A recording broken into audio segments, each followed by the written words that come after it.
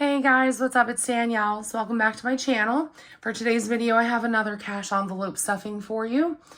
And I'm going to start with the change. Sounds so weird to say. If it's, if you're not like watching I don't know. My brain is like weird right now because I just woke up, but we're going to start with the change. Sounds so weird. Sounds medical. All right. So that's done. And I actually do still have some cash left in my food envelope. So I have 10, 11, 12, 13, 14, 15, $16 left. And I'm very proud of that fact.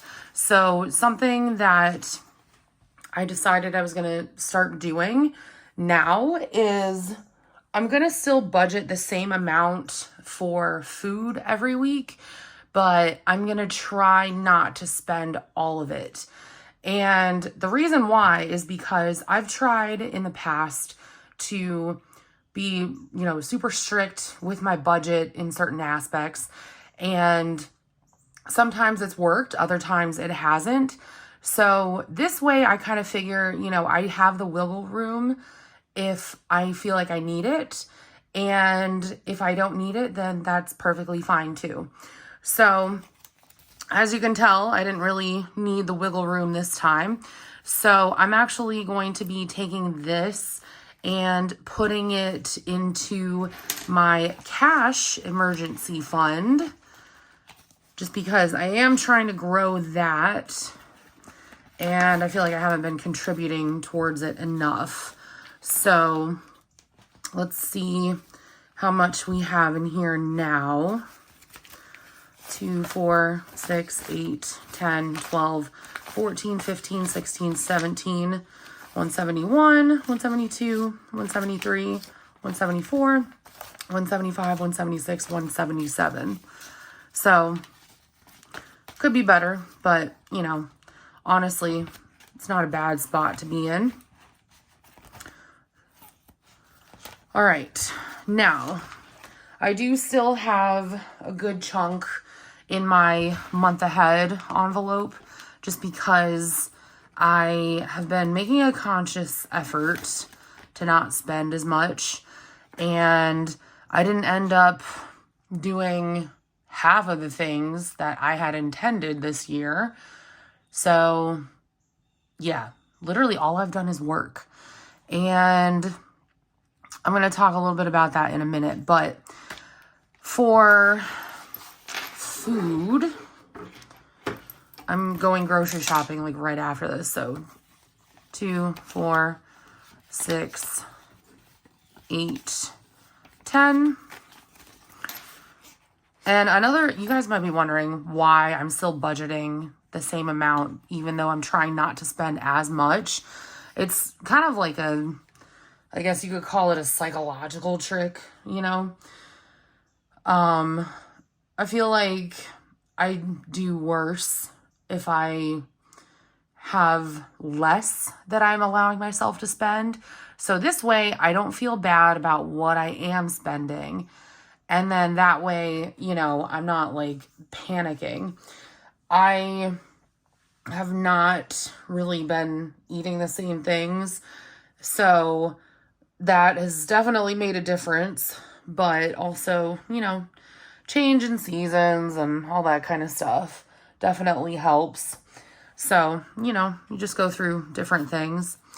Gas, I'm definitely going to need gas money this week. So going to do, I think I'm just going to do 25. No, I'm not doing 25. What am I saying? This is going to freak me out. So I'm going to do 50. 2, 4, and 5.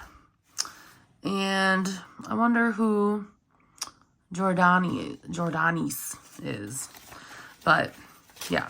So here's the 50. I do still have about half a tank of gas left. So that's a plus, And then my cats need to pick up some pine pellets for them. So I just want to see what I have in their envelope, because I haven't been contributing money towards it. I've just kind of been saving up these dollar bills. So 1, 2, 3, 4, 5, 6, 7, 8, 9, 10, 11, 12. Yeah, I'm going to put these dollar bills, whatever, into my emergency fund, because it's not like I don't have the cash. All right, so there's that. So I'm trying to think how much I need. So they're like $8 a pop, and I'm gonna need at least $30, even though it's only gonna cost me like $24 and change. So there we go. 2, 4. And I'm going to put that in my pets envelope. All right. Now, something that I have been contemplating is just combining my household into my food budget, just because, you know, I'm already at Walmart when I have to buy all that stuff. And I haven't been doing multiple trips to different stores in like months, just because I don't have the time. And I've really been prioritizing like being at home and taking care of stuff and taking care of myself and my cats. So I think I might end up doing that. But my household budget, I don't really need to spend anything. That's one of the benefits of having a job where you're always at work. You save money on your household stuff because you're never home. And I say that jokingly because I would not wish that upon anybody. And the funny thing is that I actually did get a break this week because one of the higher ups was in Dallas and my boss didn't make us come in because we didn't have a meeting. So it was nice for like 2 days to not have to do that. But yeah, it's all good because I'm actively trying to get the fuck out of there. So I do want to talk a little bit about that. Now, I took this job out of desperation last year, and I'm not going to get into a ton of specifics, but needless to say, you know, I do not enjoy working night shift. I don't know many people who do. And it's not something that I think is sustainable for most people. And, you know, I thought I could like work with it, but it's not good for my mental health. And where I'm at is not good for my mental health. The culture is trash, and, you know, it's just, all I'm going to say is that if you can get out of a bad situation, I would definitely do it. I know before I was talking about like going back to school and maybe taking some coding classes and brushing up on that. But, you know, what's the point in doing that if I already can't be bothered to do the stuff that I'm doing because I'm so freaking tired. I'm exhausted. So that's kind of what happened with that. And you guys can see Baki just jumped up. So the other thought I had was, oh, I can go to law school. Well, here's the problem with that. I have tried in the past, and, you know, I was like, I'm going to study for the LSAT. I'm going to, you know, do all that kind of stuff. And I don't do well with taking tests. I never have. I probably never will. And I do consider myself incredibly smart, but my brain is so different that it doesn't process things the way that, you know, other people do, which is fine. You know, being neurodivergent is difficult at times because people label you as weird, and you don't really understand what's going on. And it's another thing to make life spicy. So if you're in the same boat, I'm sure you can totally relate. But anyways, yeah, that's basically what's up. Also, really the catalyst for me trying to get another job was I had a scenario where I was almost, I was in an accident and I could have gotten injured. Thankfully, I wasn't. So I go and tell my boss and he starts laughing. So in that minute, I was like, you know what? I was like, I don't need to be spending my time or effort here. I already do everything anyways.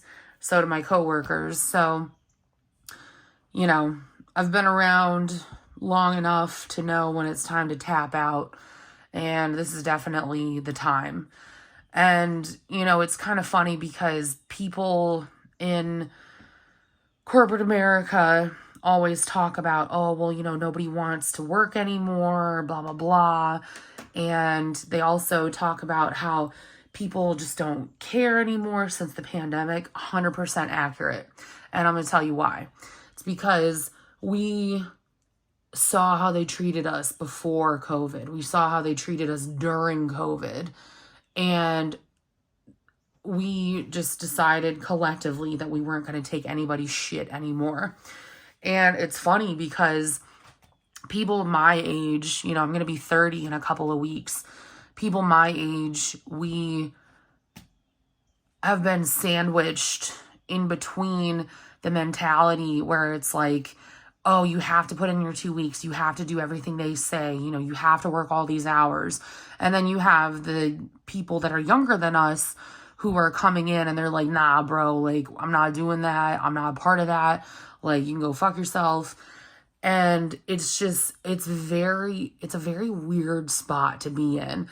And something else that makes it weird is I was talking to my mom over the weekend, and she actually was the one who was telling me how much she hates her job. And she will turn off her camera on her laptop and give people the middle finger when they're talking. And I'd like to say that I rubbed off on her a little bit because she was never like that before. She was always very by the book, boomer type mentality. And now even she is getting, at the end of her rope. So I just think it's really interesting seeing that from not only people who are younger than me, people my age, but also like the boomers. Like, it's bad. It's really bad when even the boomers can't put up with the corporate America bullshit. So, yeah. It's just really, really cool to see, I guess you could say. But anyways, I'm going to go and buy groceries, and I know these aren't exactly what I would call entertaining anymore. And I'm not going to apologize for that because it'd be like that. Can't always be entertaining. But I did mention these last time. So these are the goals that I've set for myself for next year. So the first one is I want to have more in savings, at least $1,000 more. I'm not trying to kill myself over this. And then I want to limit my spending even more. I've gotten a lot better with this. I tend to go kind of crazy around my birthday, which is in November. And then, Christmas is right after that. And it kind of continues up until about February. And then I calm down. But I would like to limit my spending even more because I don't need to buy all the stuff that I was buying previously. I have gotten better, but I like to be even better than that. Another thing I want to do, finish a challenge for an entire year. So whether that's a $1 challenge or, you know, maybe a $5 challenge, like whatever it is, I want to do that for an entire year. And then I would like to use my HSA for buying supplements. I do go through a lot of supplements, and it's just, yeah, it's not fun to always be paying for that. Then again, it's not fun to be so medically complicated. So, anyways, I'm going to go run all my errands, and then I'm going to sit at home and do nothing. But I hope you guys are all doing well, and I love you all, and I will talk to you all in my next video. Bye, guys.